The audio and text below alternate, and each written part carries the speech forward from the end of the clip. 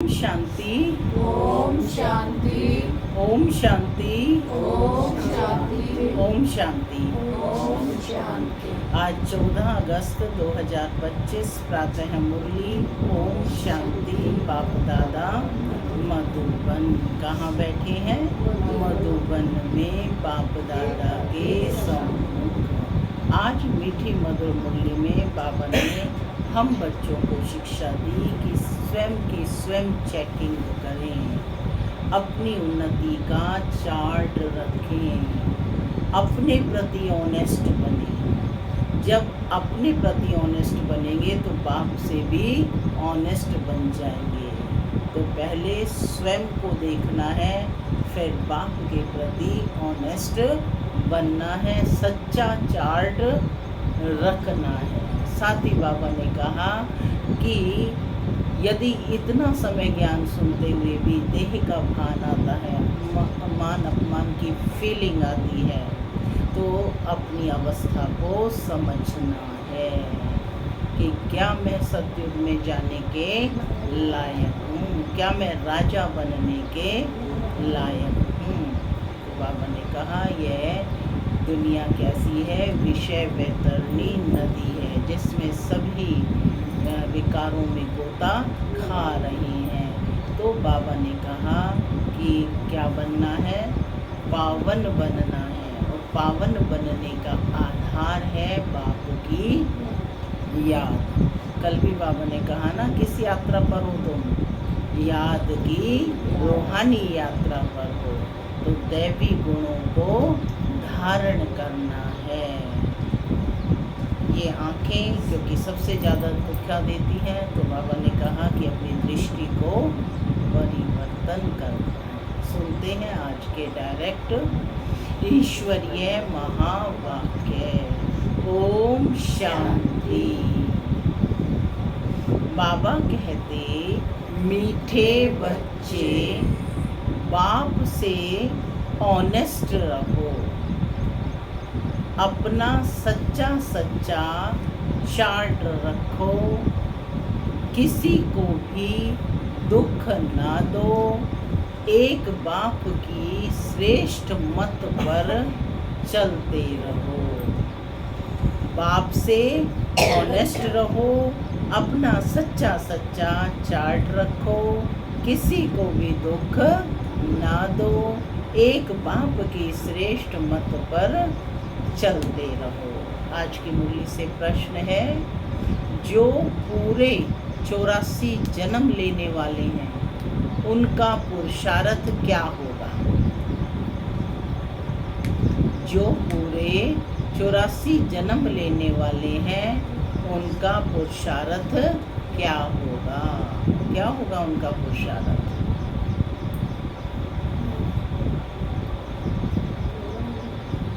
दिन रात याद में लगे रहेंगे, ईश्वरीय सेवा में। चलिए देखते हैं बाबा क्या कहते। बाबा कहते, उनका विशेष पुरुषार्थ नर से नारायण बनने का होगा।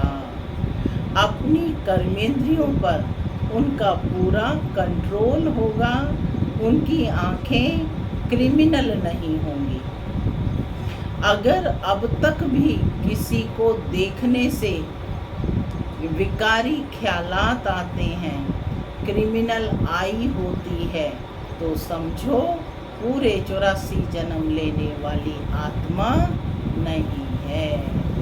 गीत चला, इस पाप की दुनिया से कहीं दूर ले चलो। ओम शांति। माना मैं शांत स्वरूप आत्मा हूँ, शांति मेरा स्वधर्म है। बाबा कहते, मीठे बच्चे अब घर वापस जाना है। ओम शांति। मीठे मीठे रूहानी बच्चे जानते हैं कि यह पाप की दुनिया है। पुण्य की दुनिया को भी मनुष्य जानते हैं। मुक्ति और जीवन मुक्ति पुण्य की दुनिया को कहा जाता है।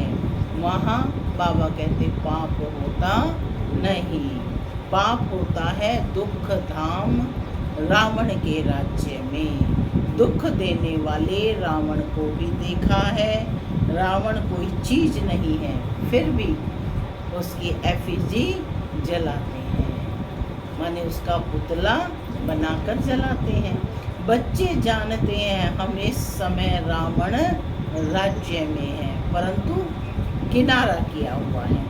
हम अभी पुरुषोत्तम संगम युग पर हैं।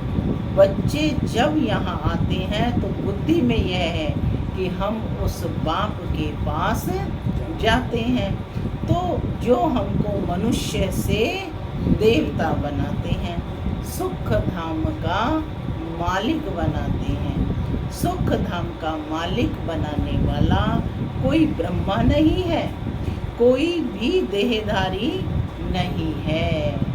वह है ही शिव बाबा, जिसको देह नहीं है।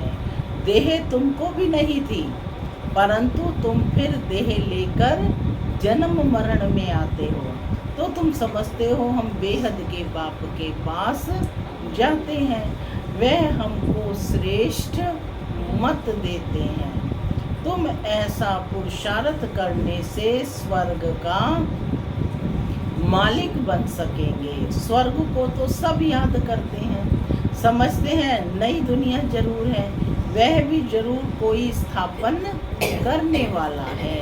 नरक भी कोई स्थापन करते हैं। तुम्हारा सुख धाम का पार्ट कब पूरा होता है, ये वह भी तुम जानते हो। फिर रावण राज्य में तुम दुखी होने लगते हो। कब से दुखी होने लगते हो? द्वापर से। इस समय यह है दुख धाम। बल कितने भी करोड़पति पदम पति हों, परंतु पतित दुनिया तो जरूर कहेंगे ना। यह कंगाल दुनिया, दुखी दुनिया है।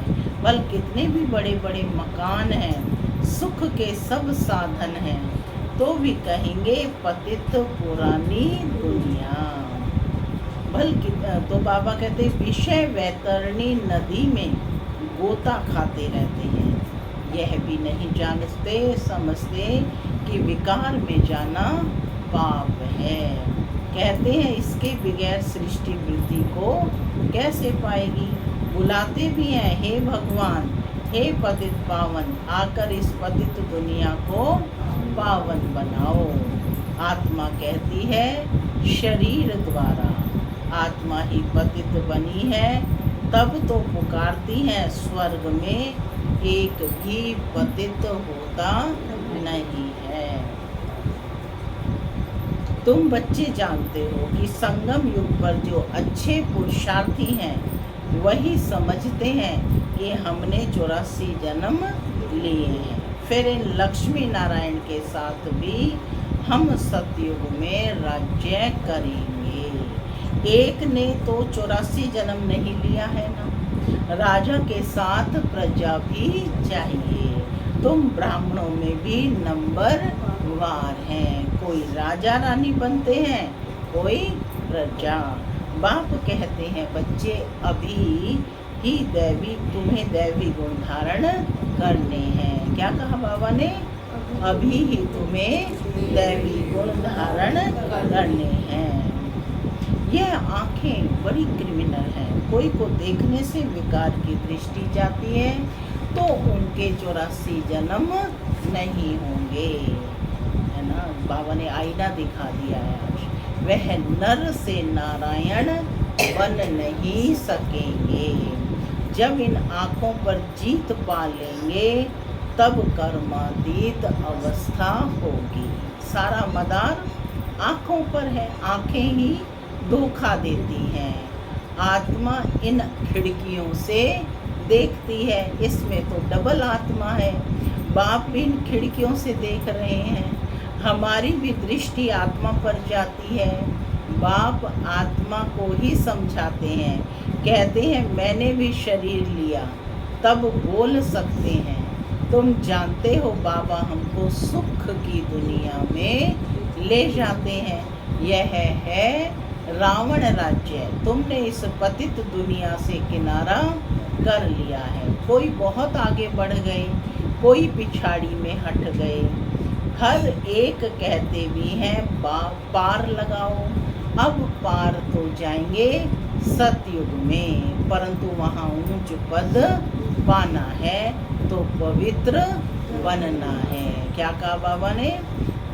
सतयुग में जाना है तो वहाँ ऊंच पद पाना है तो पवित्र बनना है। पहली कंडीशन है मेहनत करनी है। मुख्य बात है बाप को याद करो तो विकर्म विनाश हो। यह है पहली सब्जेक्ट। तुम अभी जानते हो हम आत्मा एक्टर हैं। पहले हम सुख धाम में आए, फिर अब दुख धाम में आए हैं। अब बाप फिर सुख धाम में ले जाने आए हैं। कहते हैं मुझे याद करो और पवित्र बनो। कोई को भी दुख ना दो। एक दो को बहुत दुख देते रहते हैं। कोई में काम का भूत आया, कोई में क्रोध का आया, हाथ चलाया। बाप कहेंगे यह तो दुख देने वाली पाप आत्मा है। पुण्य आत्मा कैसे बनेंगे? अब तक पाप करते रहते हैं। यह तो नाम बदनाम करते हैं। सब क्या कहेंगे? कहते हैं हमको भगवान पढ़ाते हैं, हम मनुष्य से देवता विश्व के मालिक बनते हैं। वह फिर ऐसे काम करते हैं क्या? इसलिए बाबा कहते हैं रोज रात में अपने को देखो। अगर सपूत बच्चे हैं तो चार्ट भेजें। भल कोई चार्ट लिखते हैं, परंतु साथ में यह नहीं लिखते कि हमने किसको दुख दिया व यह भूल की। याद करते रहे और उल्टे कर्म करते रहे। यह भी ठीक नहीं। उल्टे कर्म करते तब हैं जब देह अभिमानी बन पड़ते हैं।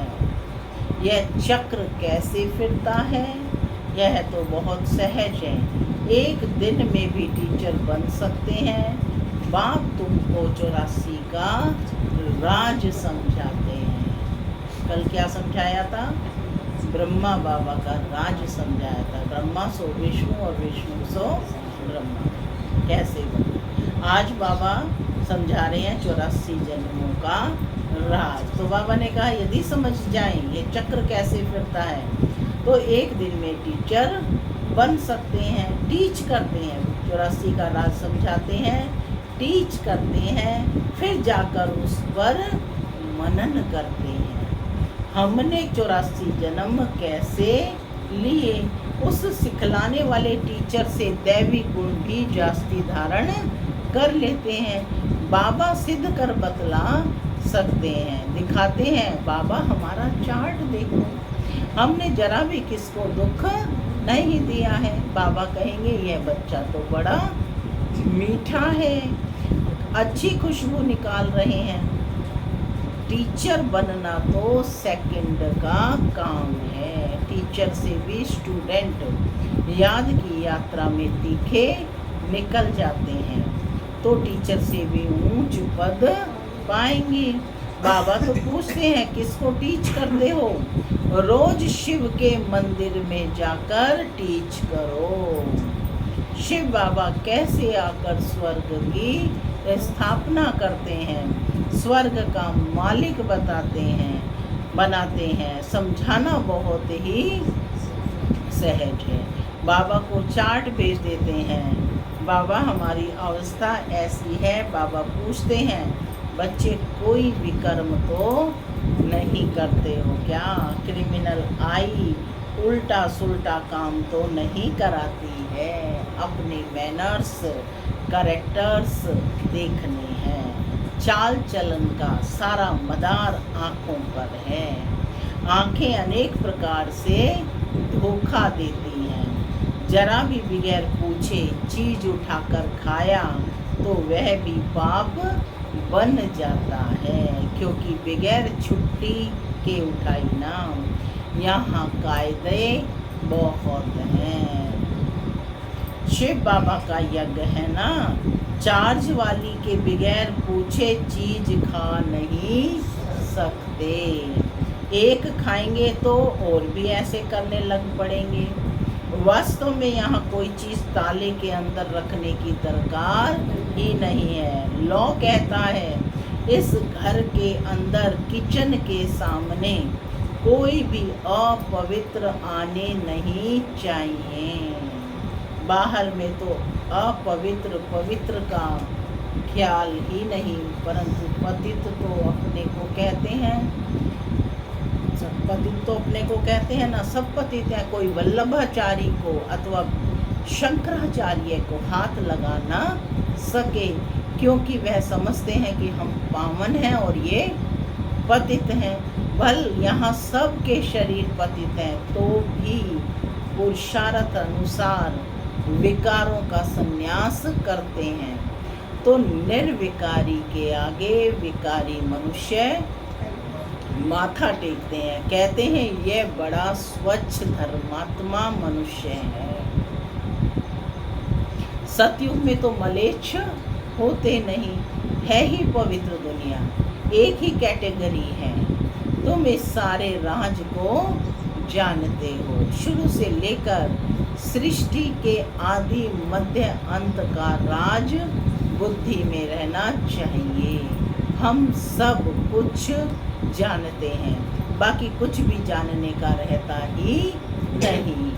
रचता बाप को जाना, सूक्ष्म वतन को जाना, भविष्य मर्तबे को जाना, जिसके लिए ही पुरुषार्थ करते हो। फिर अगर चलन ऐसी हो जाती है तो ऊंच पद पा नहीं सकेंगे। किसको दुख देते, विकार में जाते या बुरी दृष्टि रखते तो यह भी जैसे पाप है। दृष्टि बदल जाए, बाबा कहते बड़ी मेहनत है। दृष्टि बहुत अच्छी चाहिए। आंखें देखती हैं, यह क्रोध करते हैं तो खुद भी लड़ पड़ते हैं। शिव बाबा में जरा भी लव नहीं है, याद ही नहीं रहती, याद ही नहीं करते हैं। बलिहारी शिव बाबा की है, बलिहारी गुरु आपकी, जिन गोविंद दियो बताए। बलिहारी उस सतगुरु की है जिसने गोविंद श्री कृष्ण का साक्षात्कार कराया। गुरु द्वारा तुम गोविंद बनते हो। साक्षात्कार से सिर्फ मुख मीठा नहीं होता। मीरा का मुख मीठा हुआ क्या? सचमुच स्वर्ग में तो गई नहीं। वह है भक्ति मार्ग, उनको स्वर्ग का सुख नहीं कहेंगे। सिर्फ साक्षात्कार हुआ लेकिन स्वर्ग में तो नहीं गए ना। गोविंद को सिर्फ देखना नहीं है, ऐसा बनना है, बाप समान बनना है। तुम यहाँ आए ही हो ऐसा बनने। यह नशा रहना चाहिए कि हम उनके पास जाते हैं जो हमको ऐसा बनाते हैं। तो बाबा सबको ये राय देते हैं, चार्ट में यह भी लिखो, आँखों ने धोखा तो नहीं दिया, पाप तो नहीं किया क्या? आंखें कोई ना कोई बात में धोखा ज़रूर देती हैं। आंखें बिल्कुल शीतल हो जानी चाहिए। अपने को अशरीरी समझो, यह कर्मातीत अवस्था पिछाड़ी में होगी। सो भी जब बाबा को अपना चार्ट देंगे, भेज देंगे, भल धर्मराज के रजिस्टर में सब जमा हो जाता है ऑटोमेटिकली। परंतु जबकि बाप साकार में आए हैं तो कहते हैं साकार को मालूम पड़ना चाहिए, तो खबरदार करेंगे। क्रिमिनल आई अथवा देह अभिमान वाला होगा तो वायुमंडल को अशुद्ध कर देंगे। यहाँ बैठे भी बुद्धि योग बाहर चला जाता है। माया बहुत धोखा देती है, मन बहुत तूफानी है। कितनी मेहनत करनी पड़ती है यह बनने के लिए। बाबा के पास आते हैं, बाबा ज्ञान का श्रृंगार कराते हैं। आत्मा को समझते हो, हम आत्मा ज्ञान से पवित्र होंगी, फिर शरीर भी पवित्र मिलेगा। आत्मा और शरीर दोनों पवित्र सतयुग में होते हैं। फिर आधा कल्प बाद रावण राज्य होता है। मनुष्य कहेंगे भगवान ने ऐसा क्यों किया, यह अनादि ड्रामा बना हुआ है। भगवान ने थोड़े ही कुछ किया। सतयुग में होता ही है एक देवी देवता धर्म। कोई कहते हैं ऐसे भगवान को हम याद ही क्यों करें, लेकिन तुम्हारा दूसरे धर्म से कोई मतलब नहीं। जो कांटे बने हैं वही फूल आकर बनेंगे।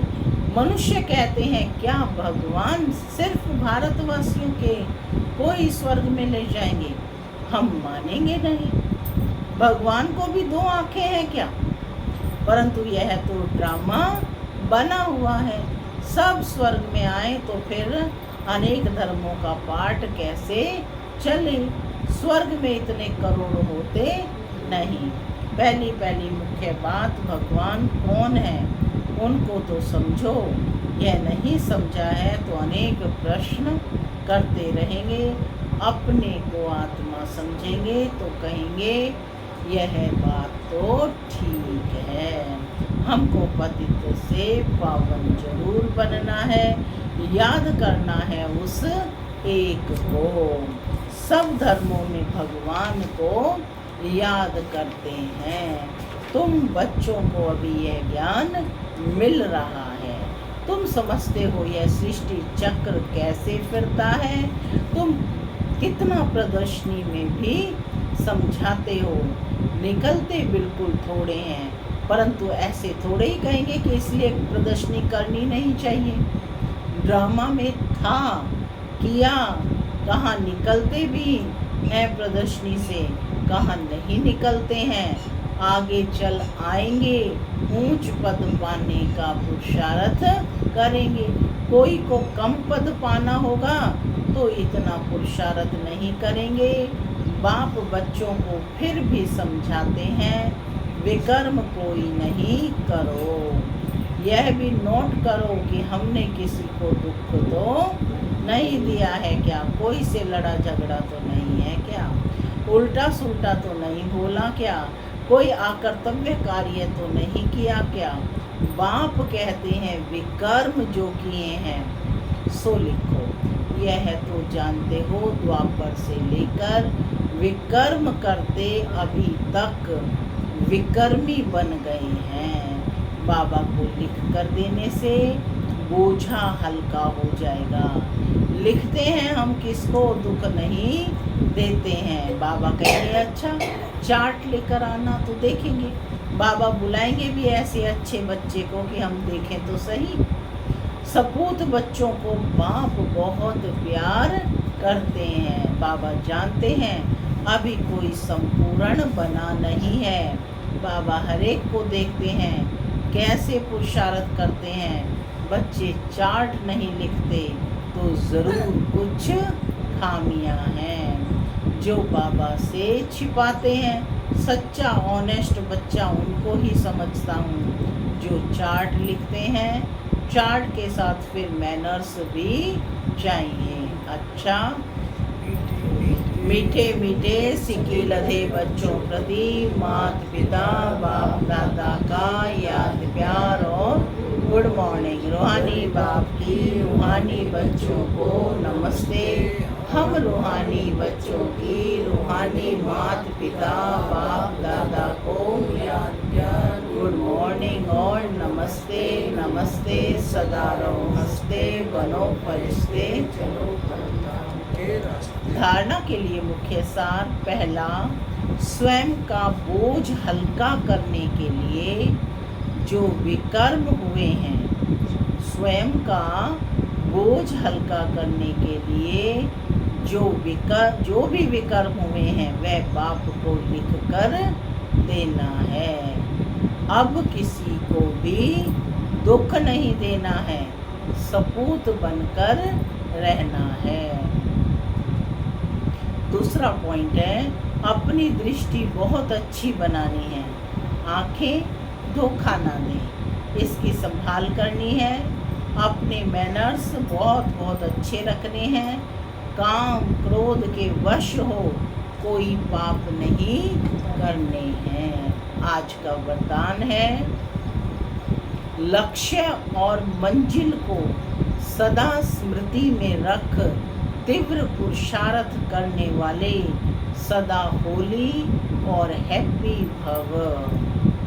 ब्राह्मण जीवन का लक्ष्य है बिना कोई हद के आधार के सदा आंतरिक खुशी में रहना। जब यह लक्ष्य बदल हद की प्राप्तियों की छोटी छोटी गलियों में फंस जाते हैं तब मंजिल से दूर हो जाते हो। इसलिए कुछ भी हो जाए, हद की प्राप्तियों का त्याग भी करना पड़े तो उन्हें छोड़ दो, लेकिन अविनाशी खुशी को कभी नहीं छोड़ो। होली और हैप्पी भव के वरदान को स्मृति में रख तीव्र पुरुषार्थ द्वारा अविनाशी प्राप्तियां करो। स्लोगन है, गुण मूर्त बनकर गुणों का दान देते चलो, यही सबसे बड़ी सेवा है।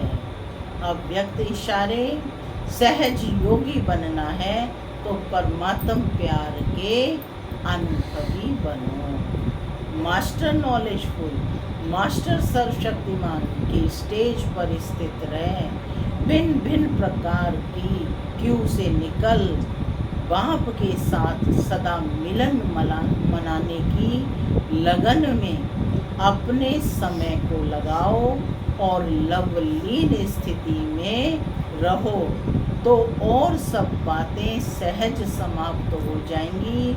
फिर आपके सामने आपकी प्रजा और भक्तों की क्यू लगेगी। ओम शांति।